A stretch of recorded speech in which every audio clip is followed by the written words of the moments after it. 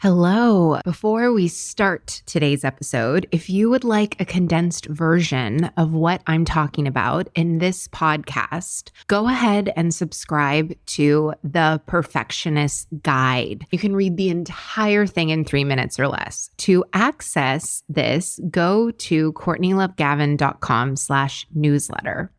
Are you a bit of a perfectionist? Type A, hyper performer? Then you know that having the audacity to see an ideal and bring it into reality while breaking generational habits of hustle can be tough, but it doesn't have to be. If you are ready to burn bright instead of burning out, to lead without losing yourself, and to enjoy the life you have worked so hard to create, then keep listening. I'm your host, America's leader on rewiring perfectionism, CLG, and this is Perfectionism Rewired, the podcast. Welcome to Perfectionism Rewired. Today we are talking about the signs and symptoms of perfectionism. Are you a perfectionist? The answer might not be as obvious as you think. I was so debilitated by my own perfectionism, but I didn't know yet that it was perfection. You are going to discover in this episode the invisible language of perfectionism and all of the different ways that it tends to show up. Very tangible ways so that you can see for yourself, oh, am I a perfectionist? Is this perfectionism? I didn't know that it even was perfectionism that I was dealing with. I thought that I had a motivation issue. Maybe it was my ADHD. I could feel and see this giant gap between what I knew I was capable of and what I was actually doing. It was like this Grand Canyon that I was unable to cross. I have always been a high performer, so it wasn't as though I was lacking. I remember it was 2015. It was 10:30 p.m. at night. I had left some things to the last minute because I had a belief at that time that I worked best under pressure. I remember thinking that I do such a great job, but it's exhausting. I wanted to be able to be like my colleagues who would leave work at 6 or 7 p.m. and would be able to have dinner with their partner. I just thought there has got to be a better way. I was miserable during this time, by the way.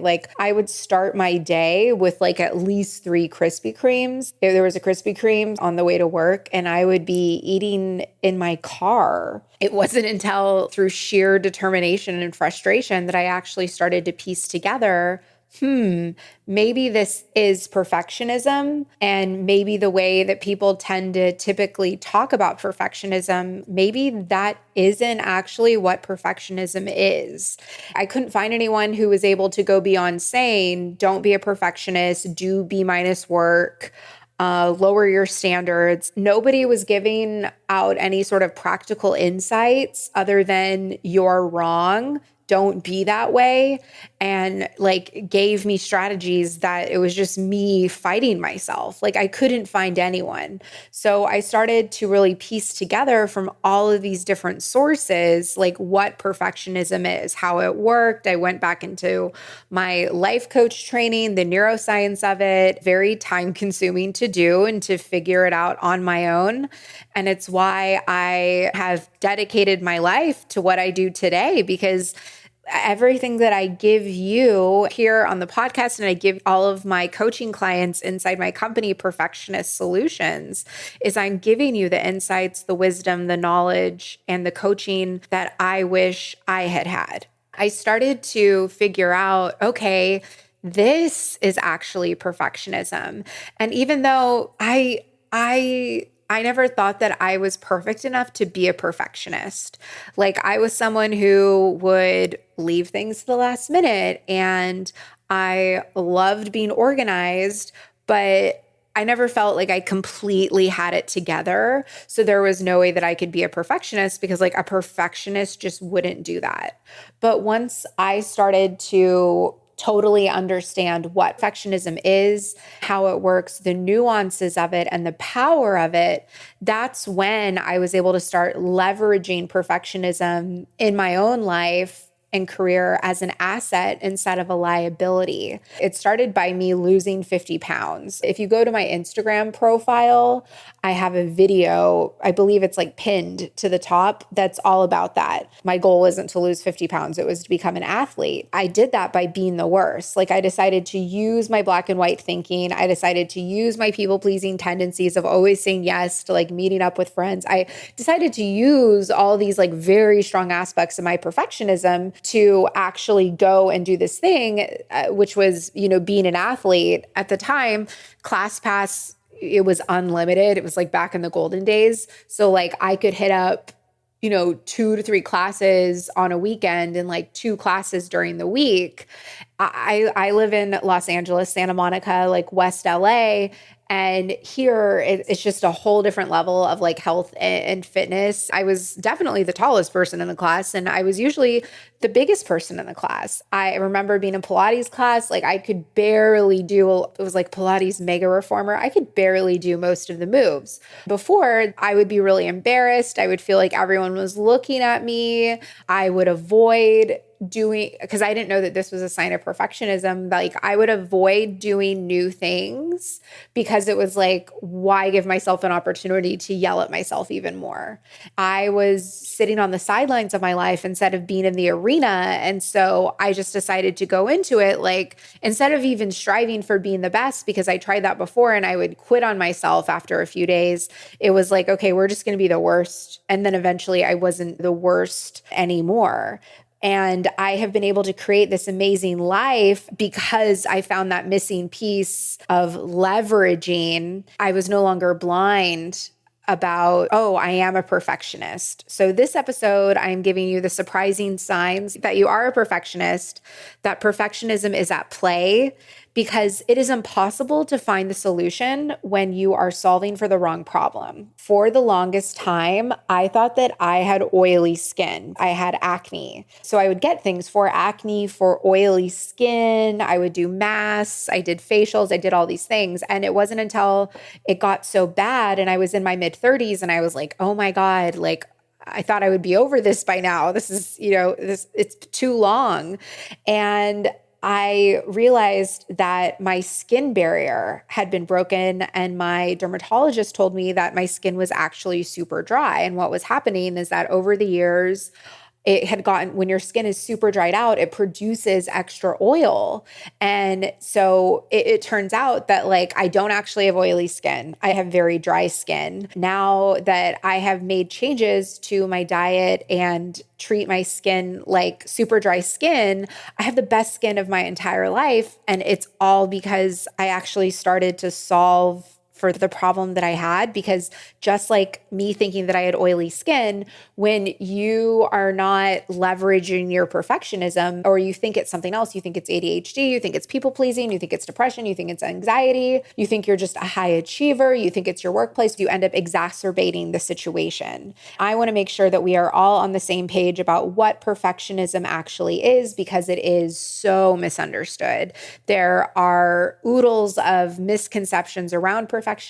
I didn't even realize that I was a perfectionist because of all the misconceptions about what it is. So today we'll open up your eyes to the blind spots so that you can really get and grasp if you might be a perfectionist, and that if you are, it is not a problem. At some point throughout this, your mind and your heart is going to connect with this message. And if it does, my invitation to you is to apply for a Perfect Start introductory session with me. So you might be a perfectionist if, does anyone remember Jeff Foxworthy? You might be a redneck if. He is actually who gave me the idea for this episode. So you might be a perfectionist if you're ruminating on decisions, you second guess, you really want to make sure that you get everything just right, and you don't want to make any mistakes. A lot of times this can be like how I used to be, where you're leaving things to the last minute. And a lot of times we tend to procrastinate, but instead of just like not doing something and going to the beach for the day, we procrastinate in more sophisticated ways. So we do procrasti-working, procrasti-learning, procrasti-cleaning. We procrastinate in that way is because you probably love feeling productive. And because it is perfectionism at play, often you end up prioritizing things that are easy over the things that are actually important, like the things that are more challenging for you to do. Those keep getting pushed back and pushed off because everything needs to be just right. If you find yourself putting things off again and again and again, and maybe prioritizing checking your email real quick rather than like a bigger needle mover, you end up spending a lot of your time on tiddlywinks and not actually getting those growth, challenging things that you might not be good at done. You also might be a perfectionist if you are someone who constantly burns out, yet you can't bring yourself to take time off. You're very aware that like these long, grueling days are costing you and that you're not being as productive as you could be. And yet you feel guilty when you say no to volunteering for that project or when you take time off. And really what you're doing is you are unconsciously sabotaging your own growth because you are so exhausted as it is. But what you think to yourself is you're like, if my business got any bigger, if I got that promotion, if I published my cookbook, you think I'm just going to be more exhausted. This is also where you might be a perfectionist if you have all or nothing thinking, that all or nothing mindset. You're either going to Orange Theory every day or you're not working out at all. You're either eating healthy or you're having cupcakes for breakfast. You also might be a perfectionist if you really struggle to celebrate your accomplishment and you have all of these contingencies around celebration. You really struggle to take credit for what it is that you accomplished. A huge insight into this, we don't want to feel proud of ourselves and we don't even want to look at it because we also are unwilling to look at our mistakes because we judge ourselves so much. You don't want to do habit tracking. You don't want to be taking that sort of accountability for yourself. And it's why you don't really want to take credit or lean into feeling proud or celebrating yourself because you are unwilling to emotionally go to the other side. You might be a perfectionist if you constantly feel behind. When it comes to your endeavors, nothing is really good enough for you. Like even if you're having a fantastic week or your best month ever, you're getting all these kudos, you will still be looking at, well, this could be better. You aren't able to actually sit in your achievements and to actually like appreciate yourself. You might be a perfectionist if you are someone who is low-key or high-key scared of judgment. You end up putting things off or spending so much time polishing and perfecting rather than just doing high-quality work and putting it out into the world. And that comes from the perspective that like everything that you do is high quality because it comes from you. You're not letting yourself put things out there, learning from that, and then doing it again. You might be a perfectionist if you tend to hold back the things that you really want to say to the people that you want to say them. You don't say it to them because you don't want to piss people off and you don't want to make anyone question you, which only makes you more focused on saying exactly the right thing and being 100% sure.